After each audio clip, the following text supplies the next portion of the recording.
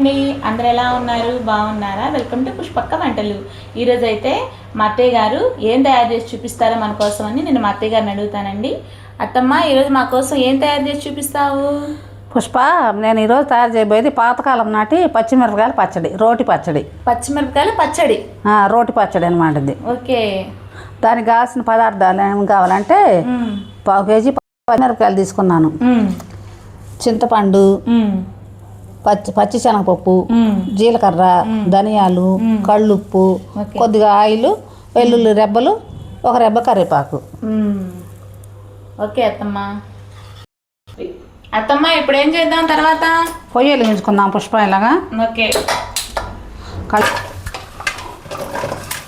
ముందు పచ్చిమిరపకాయలు వేసుకుందాం.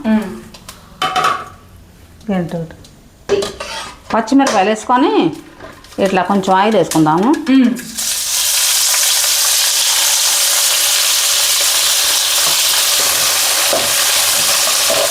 అత్తమ్మ, ఇప్పుడు పచ్చిమిరపకాయలు వేగినట్టున్నాయిగా? వేగిని కొంచెం పక్కకి ఇట్లా అనుకుందాము. ఓకే. పక్కకి ఇలా అనుకొని కొద్దిగా పచ్చనపప్పు, 1 స్పూను ధనియాలు వేసుకుందాం, కొంచెం వేయించుకుందాం. 1 స్పూను జీలకర్ర వేసుకుందాము.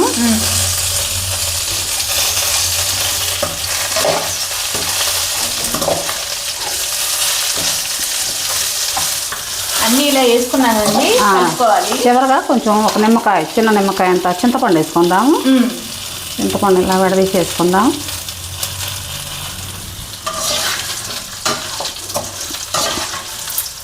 ఒక రబ్బ కరివేపాకు వేసుకుందాము.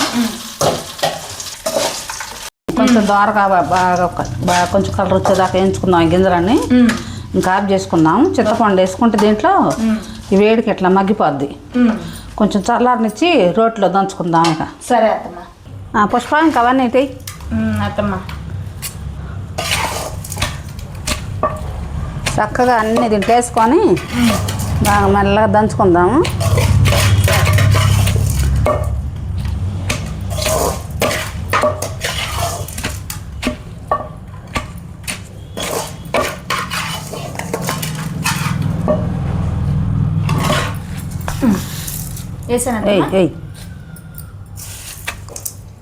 చాలు.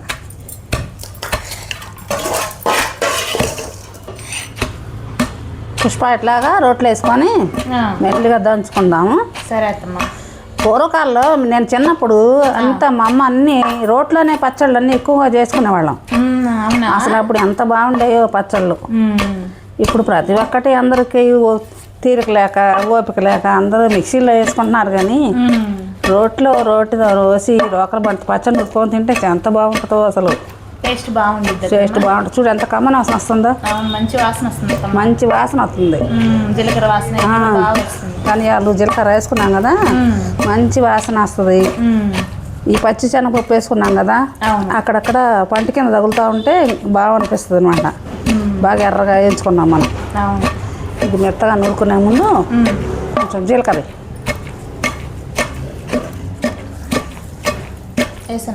వేయి. చాలు. ఆ వెల్లుల్లి రెబ్బలు కూడా వేయి. వేసి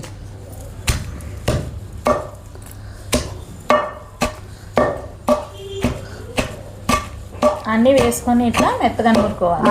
మరీ మెత్తగా అంటే మరీ మెత్తగా వద్దు, కొంచెం కొద్దిగా చిన్న తొక్కలుగా ఉంటేనే బాగుంటుంది. ఒక 10 నిమిషాల్లో తొందరగా అయిపోయింది కదా. తొందరగా అయిపోద్ది. ఎప్పుడన్నా కూర అలసమైనప్పుడు, కూరగాయలు లేనప్పుడు పచ్చిమిర్చి ఒకటి ఉంటే సరిపోద్ది. మిగతా అన్నీ వేసుకొని 5 నిమిషాల్లో రెడీ అయిపోద్ది. తొందరగా అయిపోయింది.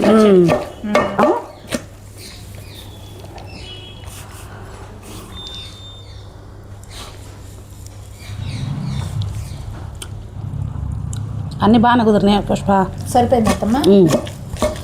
ఇప్పుడు ఉప్పు అయినా జీలకర్ర అయినా ఉప్పు మనం వాళ్ళు తిన్నాను తీసుకోవడమే కదా. రుచికి సరిపడా వేసుకోవాలి. ఎక్కువ మంటగా ఉండదు కూడా. చింతపండు ఉప్పు కనపడుతుంది కాబట్టి దీంట్లో కలుపుతున్నాం కాబట్టి మంట అనిపించదు. ఒట్టి పచ్చిమిరపకాయలు కదా, బాగా మంటగా ఉంటుందేమో అని అనుకుంటారు, కానీ ఏముండదు, మంటే ఉండదు. వేస్తున్నాం కదా మనం చింతపండు, జీలకర్ర వాసనకి టేస్ట్కి ధనియాలు అవన్నీ వేసుకున్నాం కదా, మంట ఏమి ఉండదు. మంట ఏమి ఉండదు. కొద్దిగా అంత మంట అనిపించిన వాళ్ళు కొద్దిగా నెయ్యి వేసుకొని తింటే సరిపోద్ది, బాగుంటుంది. సరే అత్తమ్మ, ఇప్పుడు పచ్చడి అయిపోయినట్టేనా? అయిపోయింది, ఇంకా తీ అది అవతలది. ఇలా సరిపోద్దండి ఇది. ఇది మెత్తగా, మరీ మెత్తగా అవ్వాల్సిన అవసరం లేదు పుష్ప. ఇది చాలా ఇలా పలుగ్గా ఉంటే ఇంకా నీళ్ళు వేసుకోకుండానే ఉంచుకోవాలి ఈ పచ్చడి. నీళ్ళు అసలు వేయకూడదు, నీళ్ళు తగలకూడదు. నీళ్ళు తగలకుండా ఉంటే 10 రోజులు 15 రోజులైనా అలాగే ఉంటుంది, నిల్వ ఉంటుంది. తడి స్పూన్ పెట్టకుండా ఇలాగే పెట్టుకోవాలి. తడి తగలకుండా ఉంచుకుంటే 15 రోజులైనా ఈ పచ్చడి ఉంటుంది, బాగుంటుంది. ఇక నెయ్యి వేసుకొని ఉంటే రోజుకి బాగుంటుంది అనమాట. ఇవాళ కంటే రేపు కంటే ఎల్లుండి అలా మగ్గేకుంది బాగుంటుంది అనమాట ఈ పచ్చడి. అదే అత్తమ్మ, పచ్చడి మగ్గేకుంది టేస్ట్ వస్తుంది. అవును అత్తమ్మ, ఇదిగో పాతకాలం నాటి రోటి పచ్చడి, పచ్చిమిరపకాయల పచ్చడి. ఓకే, రుచి చూసి ఎలా ఉందో చెప్పు. సరే అత్తమ్మ.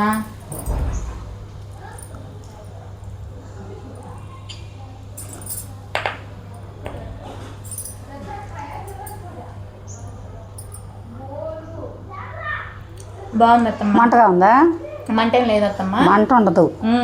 మంట అసలు లేదు, ఉత్తి పచ్చిమిరకాయలైనా మంట అసలు లేదు, ఉండదు అనుకుంటారు చూసేవాళ్ళు. ఒట్టి పచ్చిమిర్చితోనే పచ్చడి చేస్తుంది అనుకుంటారు, కానీ ఏం మంట ఉండదు. దాంట్లో కానీ తగినన్ని వేసాం కదా, చింతపండు, ఉప్పు అలాగని మంట ఏం ఉండదు. నువ్వు వేసిన జీలకర్ర బాగుంటుంది, అన్ని ఫ్లేవర్ కూడా వెల్లుల్లి అన్ని కూడా తగులుతుంది. మంట అయితే అస్సలు లేదు. వేడి అన్నంలో కొద్దిగా వేసుకొని పచ్చడి కొద్దిగా నెయ్యి వేసుకొని తింటే, మంట అనిపించిన వాళ్ళు నెయ్యి వేసుకోవచ్చు, అసలు అవసరం లేదు. అయినా కానీ మంట తినలేని వాళ్ళు నెయ్యి వేసుకొని తింటే చాలా బాగుంటది. బాగుంది అత్తమ్మ పచ్చడి, పచ్చిమిరకాయల పచ్చడి. అసలు ఇప్పుడు దాకా విన్నా నేను. రోటి పచ్చడి చేశారు అత్తమ్మ, చాలా బాగుందండి. ఒకసారి మీరు కూడా ట్రై చేసి చూడండి.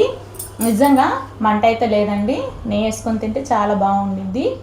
సరేనండి, ఈరోజు మా అత్తమ్మ చేసిన పచ్చిమిరపకాయల పచ్చడి మీకు నచ్చిందా?